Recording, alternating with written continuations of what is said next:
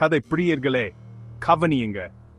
இதோ உங்களுக்காக ஒரு அருமையான கதை. சிங்கம் ஒன்றையும் எலி ஒன்றையும் பற்றிய கதை இது.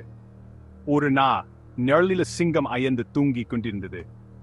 திடீரென்று ஒரு குட்டி எலி அதன் மூக்கின் மீது ஓடி சிங்கத்தை எழுப்பிவிட்டு, கோபத்தில் சிங்கம் கர்ஜிச்சு எலிய விழுங்க தயாரானது.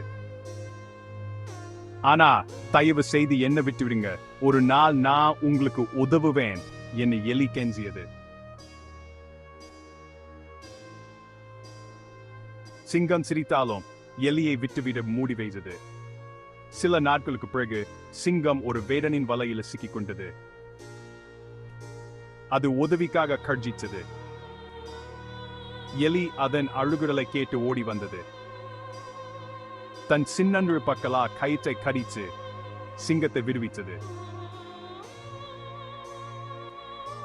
சின்ன நண்பனாலும் பெரிய மாற்றத்தை ஏற்படுத்த முடியும் என்று சிங்கம் உணர்ந்தது. அன்றிலிருந்து அவர் சிறந்த நண்பர்களாய்விட்டார்.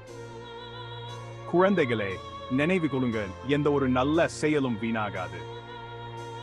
நட்பும் பெருக்கு உதவுவதும் உலகில பெரிய மாற்றத்தை ஏற்படுத்தும். சிங்கம் மற்றும் எலியை போலவே எப்போதும் அன்பா இருங்க.